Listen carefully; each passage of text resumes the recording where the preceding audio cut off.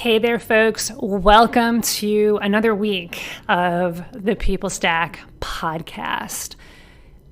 The topic of this week is the silent, insidious diseases that plague tech managers.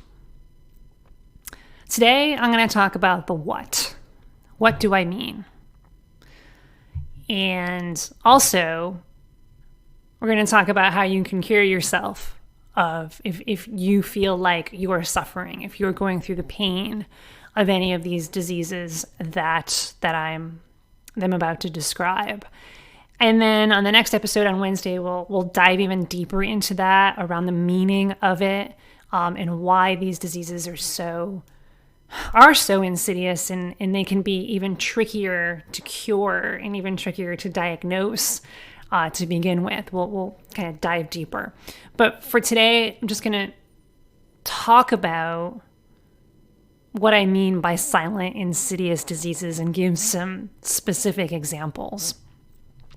Because look, we live and breathe helping technical managers just like yourselves to upgrade your careers, to get unstuck from middle management land, from IC land, individual contributor land, and to finally be able to make the impact that you know you're capable of, you know you have the potential to, and to tap into even more potential so that you can make more of a difference in your life and get rewarded for it as well, get paid, finally get paid for what it is, for the value that you're adding and the impact that you're making.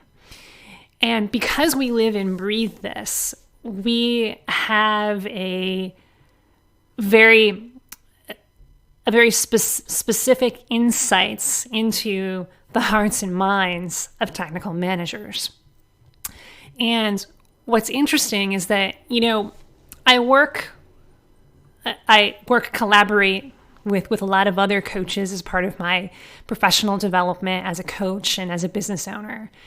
And what's interesting is sometimes it feels like for other coaches, like say relationship coaches or health coaches, it's almost easier to describe the pain or the diseases that their clients go through because it's just kind of part of the cultural lexicon, So for example, one of my close colleagues works with folks who have eating disorders.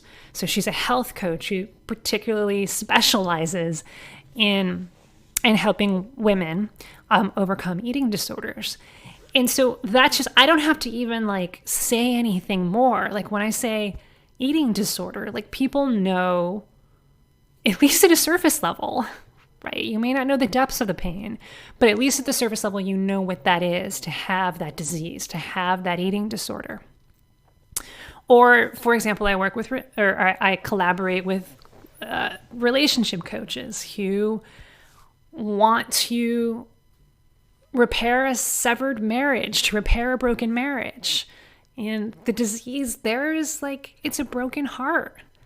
And again, I don't even have to go any further there in terms of describing that.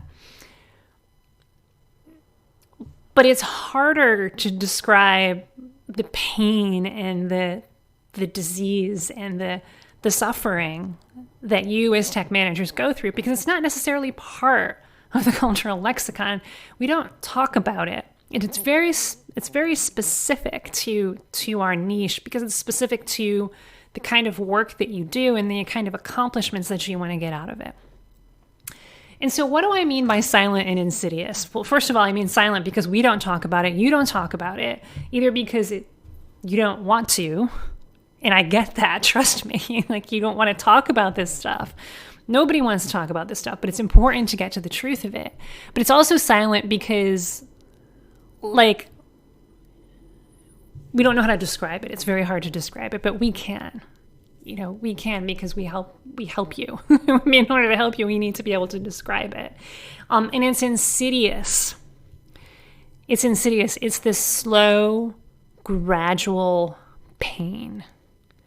That's what insidious means. It's almost invisible, and it's slow and it's gradual. It's not like oh my God, I just got my arm cut off. That's pretty obvious. That's not slow and gradual. That's acute.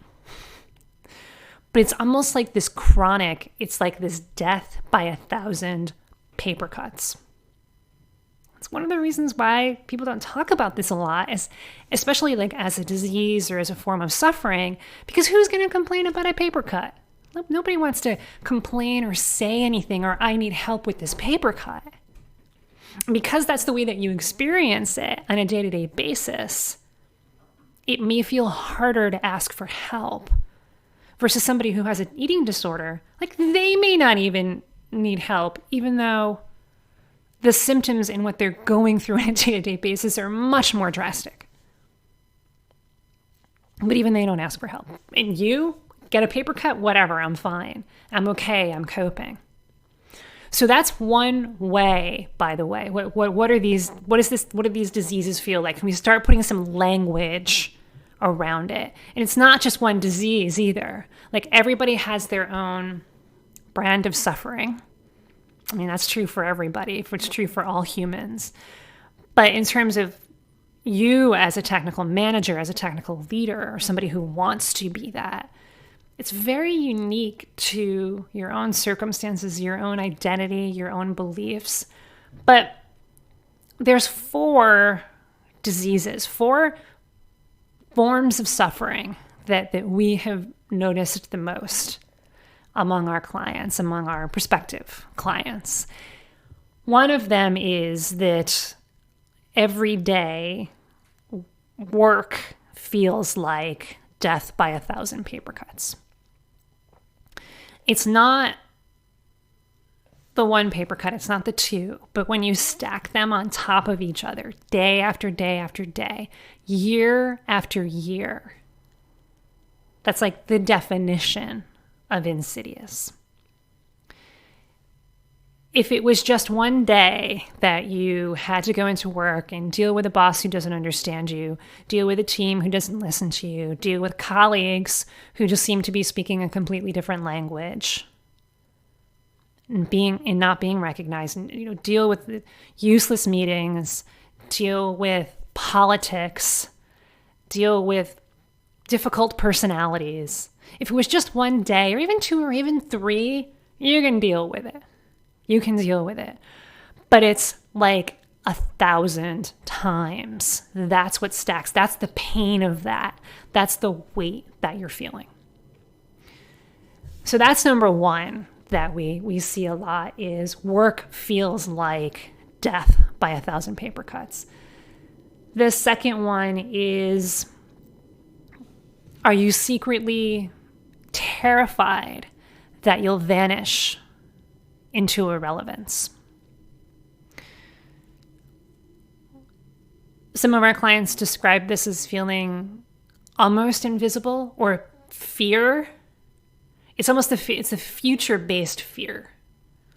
So it may not. So this is a disease that, like, this one's a tricky one too, because you may not actually be feeling it right now, but it's about looking into the future and seeing what's going to happen if I don't fix my career right now. What's going to happen if I don't stay on top and continue refining all of my tech skills, all of my leadership skills. If I don't do that, like, it may be okay right now, you may be comfortable, but if I don't fix this, I am going to slowly but surely disappear into irrelevance. I am no longer going to be relevant because I will have completely fallen off the wagon in terms of what's going on in tech, in terms of what's going on in leadership. I won't be able to do the things that I'm expected to do. I won't have the skills that I need to have. And so it's this future-based thing, and that's actually what prompts, is the motivation that prompts a lot of our clients to make a defiant decision to fix this once and for all, man. Because I will not accept that future, because they know it's coming. You know it's coming. You're just going to disappear into irrelevance and you're going to retire. as a middle manager. You're going to retire with this sense of dread that I didn't really do all I could. So that's the second disease, is fear of vanishing into irrelevance. The third one is a present base. So that was a future-based one, a future-based disease. This one absolutely happens in the present, and it's suffering. You're suffering from a lack of recognition, a loss of self-respect. Are you feeling like that right now? Are you feeling like you are suffering because you're not getting recognized? And you're suffering because you're slowly but surely losing your self-respect. And this can often feel like death by 1,000 paper cuts too. This is also insidious, because if it was just one time, and it wasn't like the slowly but surely stacking over day after day, after week, after month after month, it would be okay. It would be okay if it was just the one time that you asked your boss for a raise or a promotion, or even just some sort of recognition and your boss didn't give it to you. One time you could write it off and it would be fine. You're strong. You can get through it. It's good.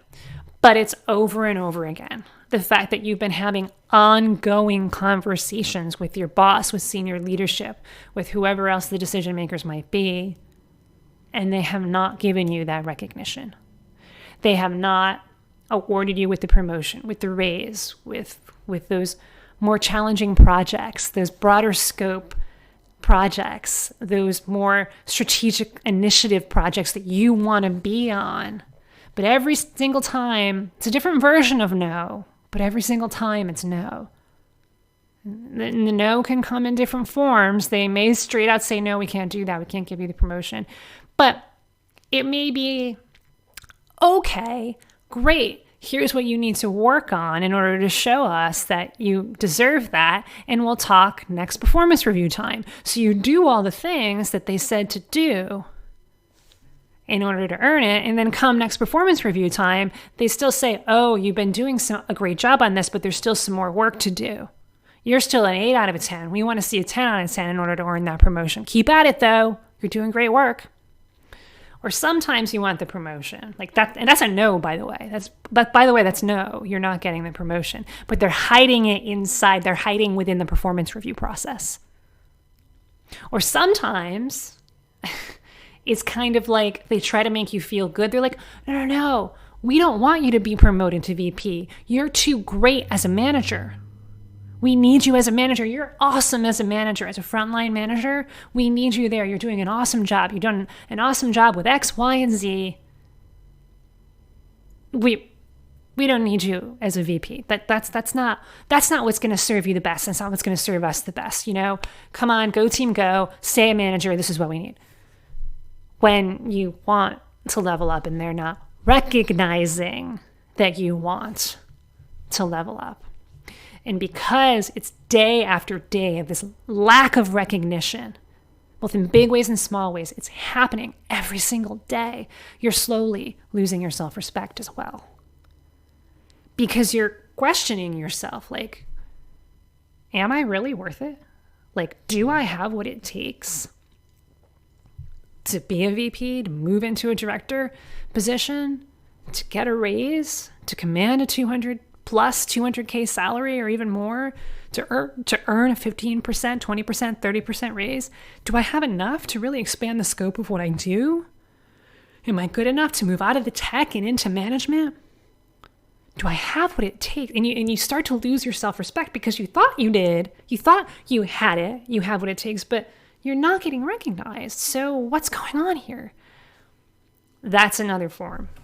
That's another form of the disease, that you're suffering from a lack of recognition, a loss of self-respect. And then the fourth one is kind of a combination of a present-based pain and a future-based pain. And by the way, some of this pain is from the past as well. because it's been going on over and over and over and over and over again. It's all about the past, but some of it's just more future-based, more present-based. And this last one is a combination between all three.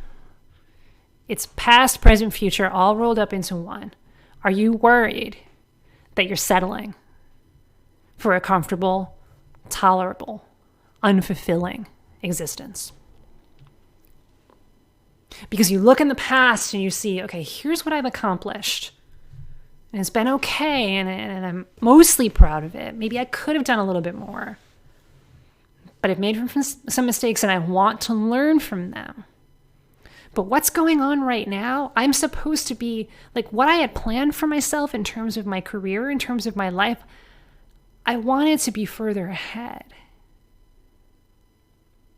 I didn't want to be in tech and have 15, 20 years of experience and not be a senior leader yet. Like my plan was by the time I'm this old, however old you are, by the time I was 35, 40, 45, 50, 55, by the time I was this age, I wanted to have achieved this career goal, but I haven't. And you look back and you see how you've made some choices where maybe you settled, where you took a job that was below your pay grade, below what you were capable of. And maybe you're on the job market now and you're thinking of settling because the clock is ticking and the bills are due and you need that job, and you're thinking of just settling for a contractor position or a part-time position or something that would absolutely be beneath your pay grade, but you need something. Or maybe you want to break into a management role or to a higher level management role, and you've been in a middle management role for years and you're on the job market, but you're like, oh, maybe I should just go for another management role because that's what I know. When really deep down in your heart, what you really know is that you're capable of being a director or a VP or something higher than you are right now. But like, maybe you're settling by just taking the interviews for the jobs that are what you've already been doing, like you're comfortable. Because as you look into the future, you have dreams. You have a dream for yourself, for your family, for your loved ones, of achieving much more than you have now, of tapping into your potential to achieve much more than you have now, and you don't want to settle. So these are 4 slightly different but absolutely related versions of the silent, insidious diseases that plague tech managers. You're secretly terrified that you'll vanish into irrelevance. You're suffering from lack of recognition and loss of self-respect. You're worried that you're settling for a comfortable, tolerable, unfulfilling existence. And all of this work, your career, your life feels like death by 1,000 paper cuts. So if what I'm saying is resonating with you and you've been feeling this even in a small way, it's time to book a call with us. That's your next step. Those are your marching orders, my friends. It's time to book a call. thepeoplestack.com/book. Because like I said, no one else understands what it is that you're going through except us. We get it. We've had close to 1,000 in-depth conversations. We've helped hundreds of technical managers out of this pain that maybe you don't want to admit that you're experiencing, out of this disease that maybe you don't want to admit that you have. We can help you cure it. There is absolutely a cure for it, but it has to be custom tailored and specific to your circumstances. That's what makes this tricky, and that's why you haven't figured it out yourself. You would have figured it out yourself if it were easy, if it were just paint by number, read an article, and you're done. That's not what's going on here. We want to cure you of this disease, this insidious, gut-wrenching, one hair being pulled out at a time disease that you're experiencing, the lack of recognition, the feeling that you're just going to fade into irrelevance and you feel invisible, the feeling of, gosh, I think I'm settling and I'm just way too comfortable. We want to help you with that. So book a call with us right now, thoughtpeoplestack.com/book. We're going to talk about what's not working in your career right now and where you want to go. And if we can help you build the bridge to get there, we're absolutely going to tell you. We'll talk about all of the details, what it would look like to work together. If we're not 100% confident, that we can help you, we're not going to make you an offer because honestly, in my opinion, that would be malpractice. Like, if we can't help you, we're going to tell you that, but we still want to get you on the right track. So we're going to share resources with you so that you can get on the right track and get the help that you do need. So book a call with us today, thepeoplestack.com/book. That's it for the day, folks. The message is, if you're feeling anything, even an inch, even a millimeter, even an ounce of what I described today, it's time to take action because we don't want to see you suffering from this anymore. Talk to you again on the next episode. Okay, that's a wrap.